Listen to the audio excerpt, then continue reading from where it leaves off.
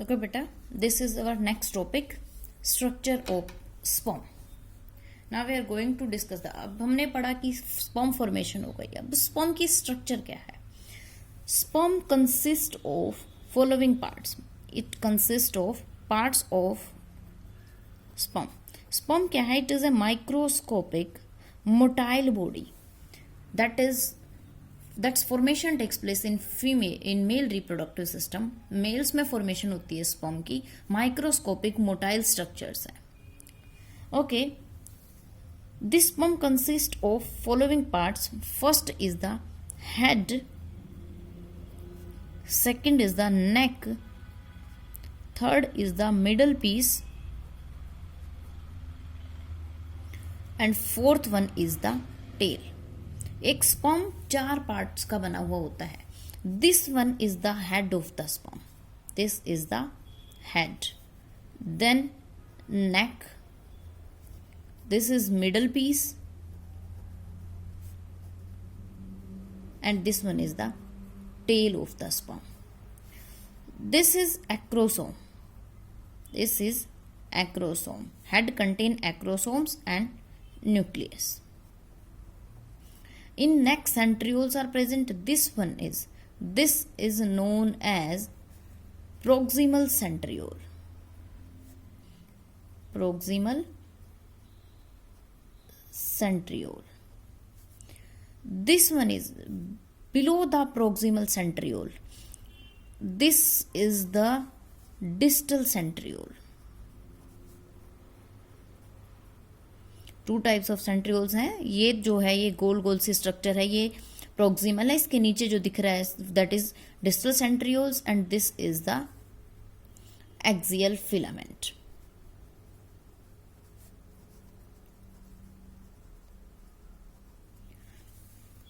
Okay, whole of the sperm is covered by the plasma membrane. पूरी sperm की body plasma membrane से cover होती है.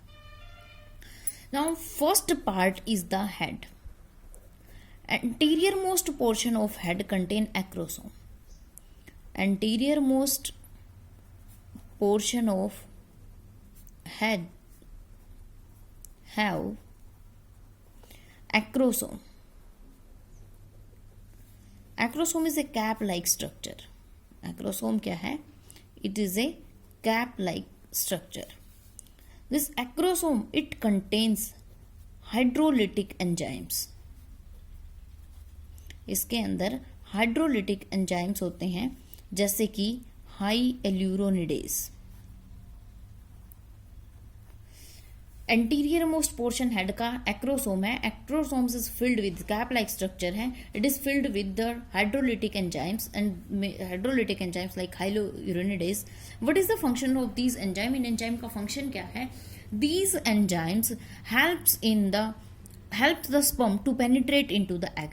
Egg के अंदर पेनिट्रेट करने में जैसे ही ये हाइड्रोलिटिक एंजाइम्स रिलीज करेगा, जो एग की मेम्ब्रेन होगी उस एग की मेम्ब्रेन को ये डाइजेस्ट करेगा और उसके बाद उस एग के अंदर एंटर करेगा, ओव्यूम के अंदर एंटर करेगा. Next, posterior to the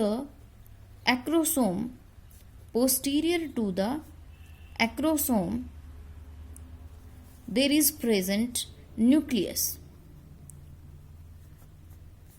head के अंदर 2 चीजें हैं. हेड फर्स्ट पार्ट है एक्रोसोम और posterior to the acrosome nucleus is present which contains genetic material. इस न्यूक्लियस के अंदर क्या प्रेजेंट है?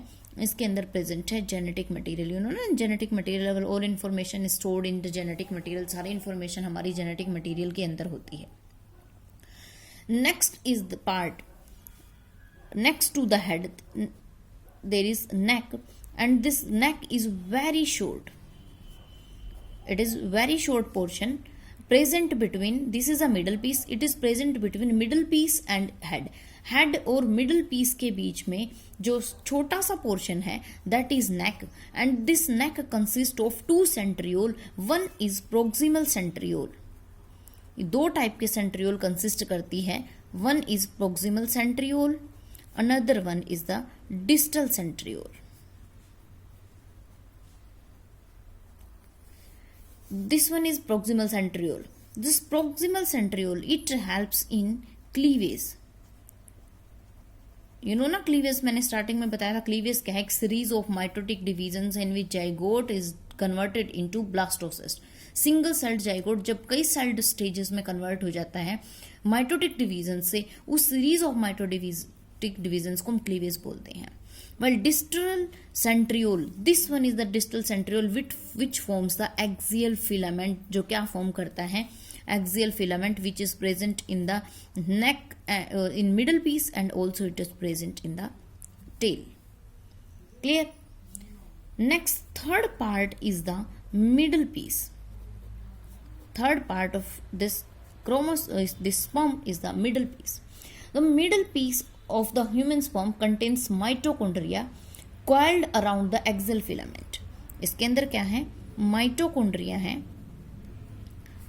these are coiled around axial filament। जो इस डिस्टल सेंट्रियोल से जो एक्सियल फिलामेंट बना था, इस एक्सियल फिलामेंट के अराउंड माइटोकॉन्ड्रिया क्वाइल्ड फैशन में, देखो क्वाइल्ड है इस डिस्टल सेंट्रियोल, तो इनको हम बोलते हैं mitochondria spiral. Mitochondria spiral. Mitochondria spiral का फंक्शन क्या है, these mitochondria provide energy for the movement of sperm. Sperm को मूवमेंट के लिए एनर्जी कौन प्रोवाइड करता है, माइटोकॉन्ड्रिया। तो इन माइटोकॉन्ड्रिया को हम बोलते हैं power house of the sperm. Mitochondria क्या है, power house of the sperm. ये तो हमें पता है ना, रेस्पिरेशन किस में होती है, फूड का ऑक्सीडेशन माइटोकॉन्ड्रिया के अंदर होता है। माइटोकॉन्ड्रिया एनर्जी रिलीज करती है और स्टोर करती है एनर्जी एटीपी की फॉर्म में, तो वो एनर्जी स्पर्म को मूवमेंट में हेल्प करती है, तो इसको हम स्पर्म का क्या बोलते हैं, it is known as power house of the sperm. अब posterior half of the head, posterior half of nucleus, posterior half of nucleus, neck and middle piece, these are covered by a piece, these are covered by a sheath। ये जो posterior half nucleus का neck middle piece, these are covered by a sheath, एक sheath होती है, एक shell की layer इनको cover करती है, जिसको हम बोलते हैं मैनसेट। That sheath is known as manset। Okay, next part is the fourth part is the tail। The tail is several times longer than the head। It is several times longer than head। head से कई गुना लंबी है। Okay, this tail helps in the movement of the sperm। Tail का काम क्या है, ये sperm को स्विमिंग में हेल्प करती है और it helps in the movement of sperm. Mitochondria ने तो एनर्जी प्रोवाइड की थी स्पर्म को मूवमेंट के लिए, लेकिन टेल उसकी मूवमेंट में हेल्प करती है। अब जो सेमिनल प्लाज्मा, जो हमारी ग्लैंड्स थी जो मेल रिप्रोडक्टिव सिस्टम की, उन ग्लैंड्स की सेक्रीशन और साथ में स्पर्म, इन सब की सेक्रीशंस को हम बोलते हैं सीमेन। सेमिनल प्लाज्मा प्लस स्पर्म्स, इनको हम क्या नाम दिया गया, इनको हम कहते हैं सीमेन। और a man release 200 to 300 million sperms.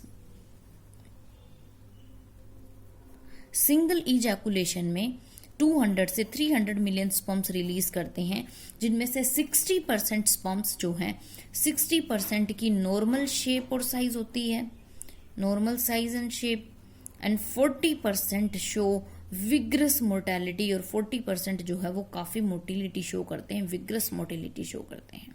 Now the topic of structure of sperm gate completed. Okay बेटा, also like, comment, share and subscribe my channel। Thank you beta, have a nice day।